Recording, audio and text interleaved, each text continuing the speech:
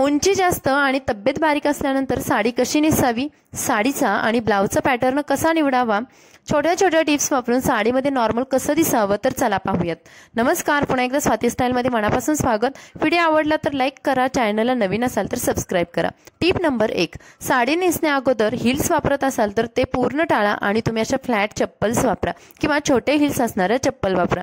Tip number 2, साडीमध्ये शेपवेअर न वापरता पेटीकोटचा वापर करा, जेणेकरून हा भाग जास्त फुला दिसेल आणि तुमची उंची आहे ती साडीमध्ये कमी दिसेल. साडीचा पॅटर्न ठरवताना साडीमध्ये छान असे डिझाईन असणारे किंवा मोठे मोठे फ्लावर असणारे साड्या चॉईस करा किंवा साडीची बॉर्डर ही मोठी असावी. कमी किंवा छोट्या बॉर्डरच्या साड्या चॉईस करू नका.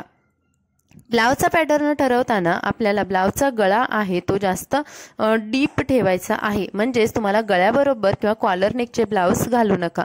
आता चला बघूया साडी कशी नेसायची. साडी नेसण्या अगोदर साडी आपल्याला अशी खोलून घ्यायची आहे. तर साडीचा जो भाग आहे सुरुवातीचा, तर तो भाग आपल्याला खोचून घ्यायचा आहे.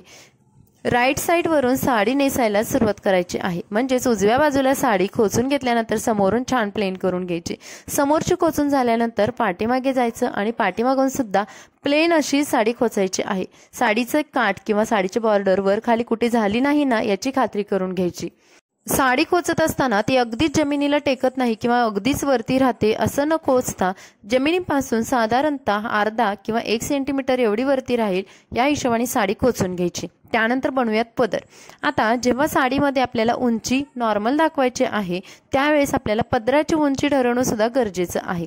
तर पदर असा छानपैकी गोळा करून घ्यायचा आणि पाठीमागे आणून आपल्याला उजव्या खांद्यावरती नेऊन ठेवायचा. नेहमीप्रमाणे जसा पदर घेतो अगदी तसा घेऊन मी पदराची उंची मोजून घेणार आहे. आता जेव्हा उंची आपली स्वतःची जास्त असते अशा वेळेस पदराची उंची जास्त ठेवू नका. ती साधारणतः गुडघ्या एवढ्या अंतरावरती ठेवली तरी सुद्धा तुमचं काम आरामशीर होऊन जातं. त्यानंतर दुसरी टिप म्हणजे जेव्हा तुमची उंची जास्त असते अशा वेळेस तुम्ही वन साइड पदर करू नका किंवा वन प्लेटेड पदर असा करू नका. तर तुम्हाला प्लेटिंगचा पदर करायचा आहे, म्हणजे प्लेट्स बनवून घ्यायच्या आहे.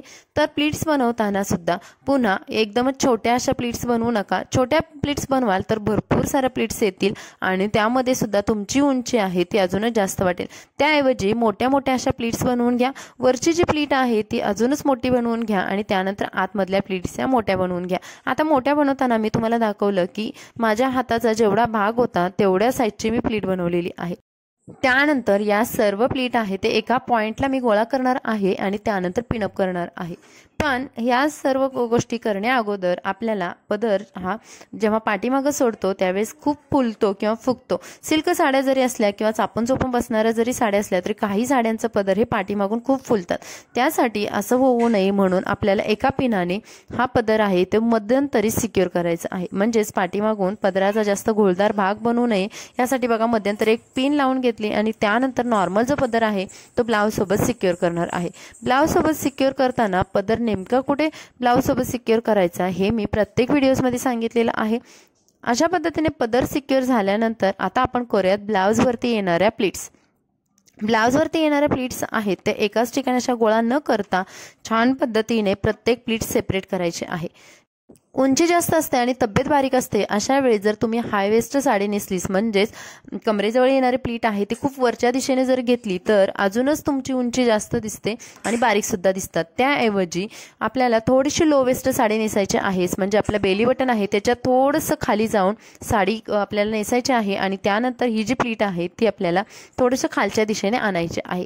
आता ही प्लीट सिक्युअर करताना एका पिनाने छान असं उजव्या बाजूला जाऊन पिनाने सिक्युअर करायचे आहे. पिन लावताना लूज करू नका. लूज जर पिन झाली तर कमरेजवळचा भाग हा लूज राहतो आणि साडीचा प्रॉपर लुक येत नाही. तर टाईट जेवढी पिन बसवता येईल तेवढ्या पद्धतीने पिन बसवून द्यायची आणि त्यानंतर निर्या करायच्या. निर्या करण्या अगोदर साडीचा थोडासा भाग सोडायचा आणि त्यानंतर निर्या करायच्या. आता निर्या करण्याची सुद्धा पद्धत बघाल तर तुम्ही जास्त अशा छोट्या छोट्या प्लीट्स किंवा छोट्या छोट्या निर्या करू नका. त्याऐवजी आपल्याला मोठ्या अशा निर्या करायच्या आहेत. आता या छोट्या निर्या कराल तर भरपूर सारा लुक येईल आणि साडी एकदम परफेक्ट फिटिंगमध्ये येईल. त्यामुळे त्यामुळे अजूनच तुम्ही बारीक दिसाल। त्याऐवजी तुम्हाला मोठ्या मोठ्या अशा हाताने प्लीट्स बनवून घ्यायच्या आहेत। अगदी जसं आपण पदराला मोठ्या प्लीट बनवल्या त्याच पद्धतीने निर्या सुद्धा मोठ्याच करायच्या आहेत।